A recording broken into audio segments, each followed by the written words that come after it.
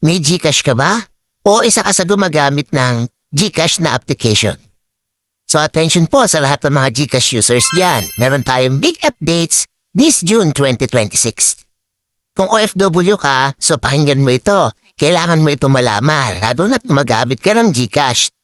Starting June 22, 2026, GCash will gradually replace the traditional SMS OTP with a new and more secured in-apps OTP system.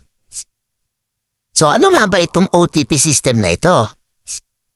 Kasi dati, every time you log in or made a certain transactions, GCash will send an OTP through a text messages, di ba?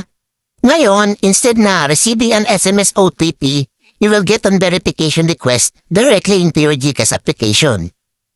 So bakit ba ito ginagawa ng GCash? Simple. To help and protect users from scams, phishing attack, SIM swap fraud, and OTP theft na sobrang laganap ngayon. So kung ikaw ay OFW na nasa UAE, Saudi Arabia, Qatar, Kuwait, Bahrain, Oman o Singapore, Hong Kong at iba pang mga bansa, make-sure lang po na updated po ang inyong GCash application. Dapat po naka-open ang notification. You have still access to register your mobile number. Siyempre, dapat meron tayong stable connection. What if I'm not receiving a verification request? So, maganda tanong yan. Dapat, i-check niyo yung internet connection ninyo. Dapat, updated din ang GCash application. O kaya, restart niyo yung inyong device. Make sure the notification ay enabled. And here's a very important reminders lang po. Never share your OTP, MPIN, password, or verification codes sa kahit na kanino. Remember po, legitimate GCash representative will never ask your OTP.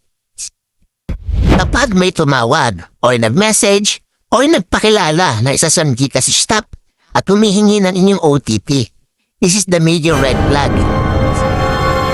Scammers are getting smarter, but we can stay one step ahead by staying informed. Kaya share this video with your family, friends, and fellow OFW para hindi po sila mabiktima ng mga online scammers ngayon. Follow for more OFW updates, UAE news, visa tips, labor rights, and financial awareness content. Stay safe, stay informed, and protect your hard-earned money. So kung gusto nyo ng ganito mga tips and updates, ito lang po ang inyong lingkod, si Kabusog, update para sa OFW,